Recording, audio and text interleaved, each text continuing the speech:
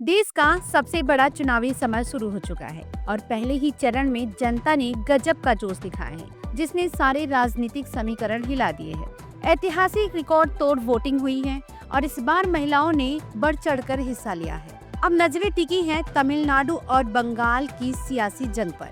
9 अप्रैल यानी कल का दिन देश के 3 अहम राज्यों असम, केरल और पुडुचेरी में मतदान हुआ और ये सिर्फ एक सामान्य चुनावी प्रक्रिया नहीं थी, ये था जनता का पावर शो।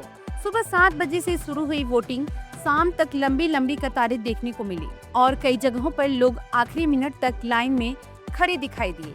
इतना ही नहीं, जो लोग 6 बजे के बाद पहुंचे, उन्हें टोकन देकर वोट डालने का मौका भी दिया गया, क्योंकि इस बार वोटिंग ने सिर्फ आंकड़े नहीं, इतिहास बनाया है। जी हाँ, आंकड़े चौंकाने वाले हैं।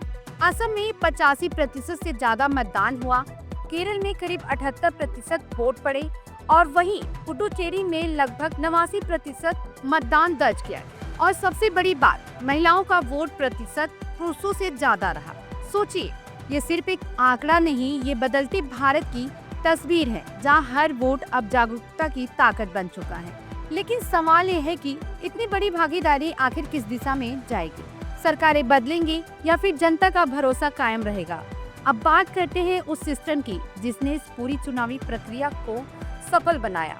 2.5 लाख से ज्यादा चुनाव कर्मी मैदान में तैनात किए गए, 63,000 से ज्यादा पोलिंग स्टेशनों की व्यवस्था की गई और पहली बार सभी मतदान केंद्रों पर 100% वेबकास्टिंग की सुविधा लागू की गई, यानी हर वोट हर बूथ सीधे प्रशासन की निगरानी में था।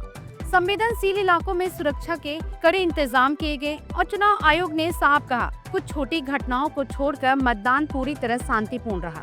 लेकिन असली खेल अब शुरू होने वाला है, जहां सियासत का भविष्य तय होगा। अगर राजनीतिक नजरिए से देखें तो तस्वीर और भी दिलचस्प है।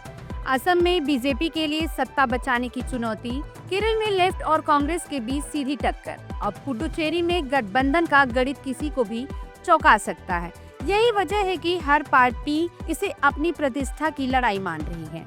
लेकिन रुकिए, अभी सबसे बड़ी जंग बाकी है, जो होने वाला है 23 अप्रैल को। 23 अप्रैल को तमिलनाडु की 234 सीटों पर मतदान होगा और पश्चिम बंगाल में पहले चरण की वोटिंग शुरू होगी।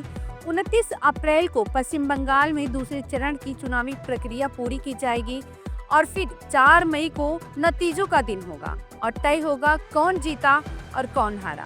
लेकिन बंगाल में माहौल अभी से गर्म है और यहाँ मामला सिर्फ वोट का नहीं, भरोसे का भी है। पश्चिम बंगाल में सियासत अपने चरण पर है, टीएमसी और विपक्ष आमने सामने है। वोटर लिस्ट को लेकर सवाल सुर्खियों में है और चुनाव आयोग की भूमिका पर बहस जारी है। यानी यहाँ चुनाव सिर्फ सीटों का नहीं बल्कि साख का भी है। और अब एक अहम जानकारी, 9 अप्रैल से 29 अप्रैल तक एग्जिट पोल पर पूरी तरह से प्रतिबंध रहेगा। मतलब अटकलें तो लगती रहेंगी, लेकिन असली नतीजे सीधे 4 मई को ही सामने आएंगे।